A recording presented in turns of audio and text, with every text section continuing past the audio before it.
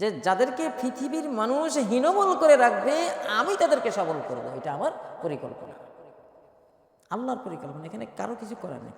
ওয়ানাজআলহুম আইম্মাহ, তাদেরকে আমি বিশ্ব নেতৃত্ব দানকারী মানুষ রূপে তাদেরকে সামনে নিয়ে আসবো। আল্লাহ, তাদেরকে ইমাম বানিয়ে দেব, লিডার বানিয়ে দেব, তারা বিশ্ব নেতা, বিশ্ব লিডার হয়ে যাবে, উত্তরাধিকারী বানাবো।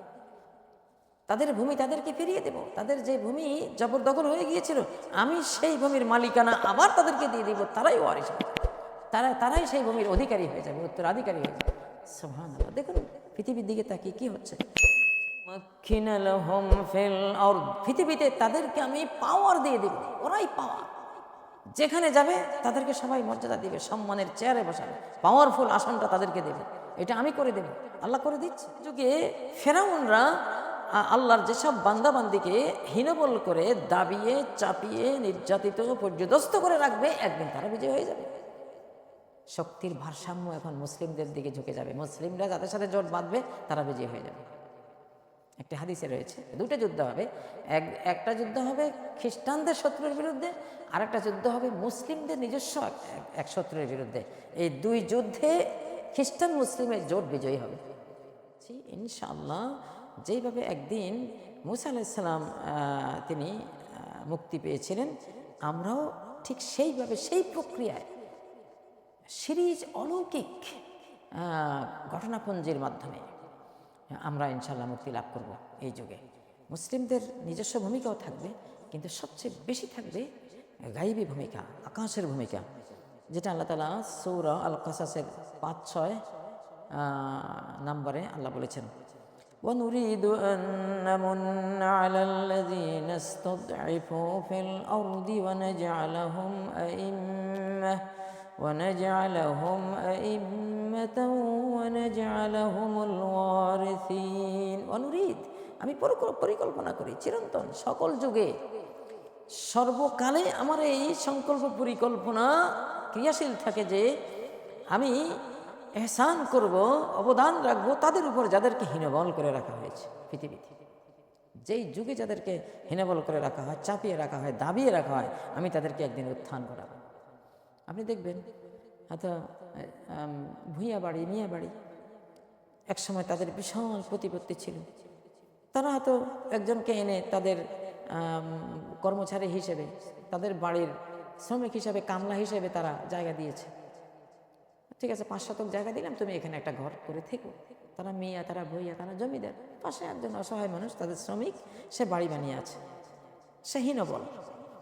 কালক্রমে দেখা যাবে 50, 60, 100 বছরের মাথায় কি হলো, ওই শ্রমিক, ওই কামলা মনির সন্তানরা এমন শক্তিশালী হয়ে গেল যে ওই মিয়া ভূঁইয়া জমিদারের অধস্তন বংশধররা ওর কামলা মনি হয়ে গেল।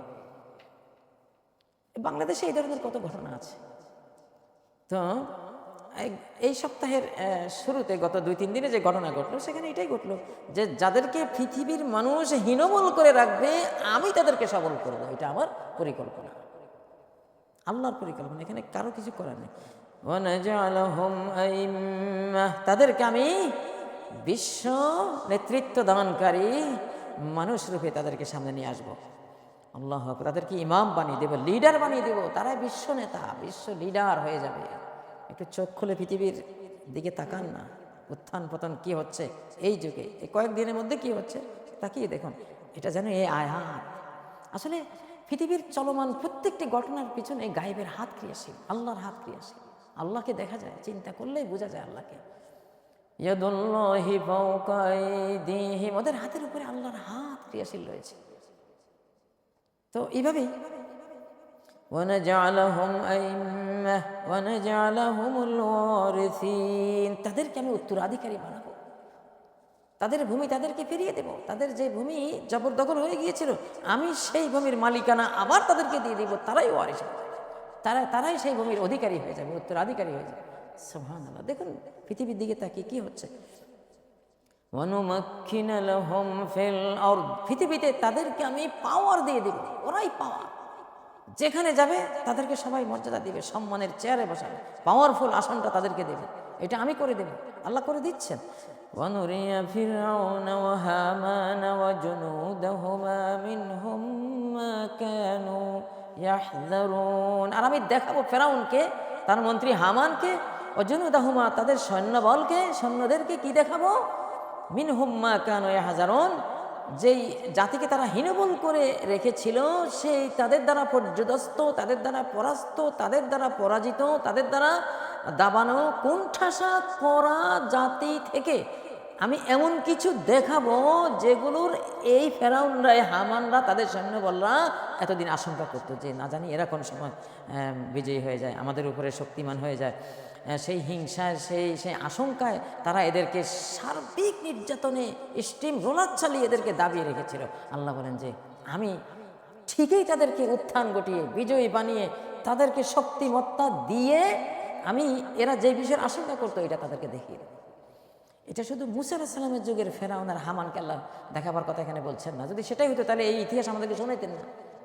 এই ইতিহাস তো তাদের জন্য শোনাচ্ছেন না, কোরআনে যে তাদের ইতিহাস ব্যাপার এখানে দেখুন যে কোরআন কিন্তু ইতিহাস যাদের বলে, যাদের ইতিহাস কোরআন আমাদেরকে শোনায়, সেই ইতিহাস তাদের জন্য শোনায় না, আমাদের জন্য শোনাচ্ছে। এখানে কি মুসা আলাইহিস সালাম আর ফেরাউন আছে যে এই ঘটনা তারা শুনবেন? তাদের জন্য বলছেন না, বলছেন আমাদের জন্য, আমরা যারা এই জাতির শ্রোতা আছে, মানে আমাদের মধ্যে এরকম ঘটনা ঘটবে। অতএব যুগে যুগে ফেরাউনরা আল্লাহর যেসব বান্দাবান্দিকে হীনবল করে দাবিয়ে চাপিয়ে নির্যাতিত পর্যদস্ত করে রাখবে, একদিন তারা বিজয় হয়ে যাবে গাইবের নির্দেশে, আল্লাহর কমান্ডে। এই দুটো আয়াত এই সপ্তাহে যে ঘটনা ঘটেছে, মনে হয় যেন এই দুটো আয়াত ক্লিয়ার করে বলে রেখেছে 1400 বছর আগে। এরকম ঘটনা এখন ঘটবে ইনশাআল্লাহ। আল্লাহর এরাদা আমরা বুঝে গেছি, আল্লাহর সংকল্প আমরা এখন দেখতে পাচ্ছি যে আল্লাহ হীনবল মুসলিম উম্মাকে এখন মহাবল বানিয়ে দিবেন, সবল বানিয়ে দিবেন। শক্তির ভারসাম্য এখন মুসলিমদের দিকে ঝুঁকে যাবে, মুসলিমরা যাদের সাথে জোট বাঁধবে তারা বিজয়ী হয়ে যাবে। একটা হাদিসে রয়েছে সাতুসালিহুনা রুমা সুলহান আমিনা, তোমরা শীঘ্রই রোমদের সাথে, খ্রিস্টানদের সাথে তোমরা এক নিরাপদ সন্ধিতে উপনীত হবে। তো ফাতুকাতিলুনা আনতুম ওয়া হুম আদুওয়ান মিন ওয়ারাইহিম, তোমরা আর খ্রিস্টানরা মিলে তাদের পেছনের এক শত্রুর বিরুদ্ধে লড়বে। মুসলিমরা আর খ্রিস্টানরা মিলে খ্রিস্টানদের একদল শত্রুর বিরুদ্ধে লড়বে। আরেক রাওয়ায়াতে আছে মিন ওয়ারাইকুম, খ্রিস্টানরা আর মুসলিমরা মিলে মুসলিমদের একদল শত্রুর বিরুদ্ধে লড়বে। দুটো যুদ্ধ হবে, একটা যুদ্ধ হবে খ্রিস্টানদের শত্রুর বিরুদ্ধে, আর একটা যুদ্ধ হবে মুসলিমদের নিজস্ব এক শত্রুর বিরুদ্ধে। এই দুই যুদ্ধে খ্রিস্টান মুসলিমের জোট বিজয়ী হবে। এই সপ্তাহে যা ঘটছে এই সন্ধিটাই কিনা আগামী সময় আমাদেরকে বলে দেবে। তো এই জোট এখানে মুসলিমদের সাথে যখন খ্রিস্টান শক্তি জোটবদ্ধ হবে, বিজয়টা এই জোটের দিকে ঝুঁকে আসবে। কেন? মুসলিমরা আছে যেহেতু। আলহামদুলিল্লাহ এখন এই সপ্তাহ থেকে আগামী দিনগুলোতে আপনার ব্যালেন্স অফ পাওয়ার ইনশাআল্লাহ, বিশ্ব শক্তির ব্যালেন্সটা মুসলিমদের দিকে ঝুঁকে যাবে। মুসলিমরা যাদের সাথে জোট করবে তারা বিজয়ী হবে ইনশাআল্লাহ। কেন নবীজি বলে গেছেন ফাতুন সরুনা ওয়াতাগনামুনা ওয়াতাসলামুন, তোমরা যখন এই ঘটনা যেই কালে যেই সময় ঘটবে, যে মুসলিম আর খ্রিস্টানরা অর্থাৎ খাঁটি মুসলিমরা খ্রিস্টানদের সাথে জোটবদ্ধ হয়ে গেছে, তো তখন আগামীতে যে যুদ্ধগুলি হবে সেখানে তুনসারুন, তোমরা বিজয়ী হবে, ও তাগনামুন, তোমরা এই যুদ্ধলব্ধ লুণ্ঠিত ধন তোমরা পাবে, সম্পদ পাবে, ও তাসলামুন, এবং তোমরা সহি সালেম নিরাপদ থাকবে। তাহলে ব্যালেন্স অফ পাওয়ার কি হলো এখন? মুসলিম ইনশাআল্লাহ। এই সপ্তাহ থেকে সামনের দিনগুলোতে বিশ্ব পাওয়ারের ব্যালেন্স করা জাতি হবে মুসলিম জাতি ইনশাআল্লাহ। তারা যেদিকে ঝুঁকবে বিজয় সেদিকে আসবে, তারা যেদিকে থাকবে না পরাজয় সেদিকে যাবে। জয় পরাজয়ের ব্যালেন্স মুসলিমদের উপর নির্ভর করবে। কিন্তু চোখ দিয়ে তাকিয়ে দেখুন, শুরু হয়ে গেছে ইনশাআল্লাহ বিশ্ব রঙ্গমঞ্চে।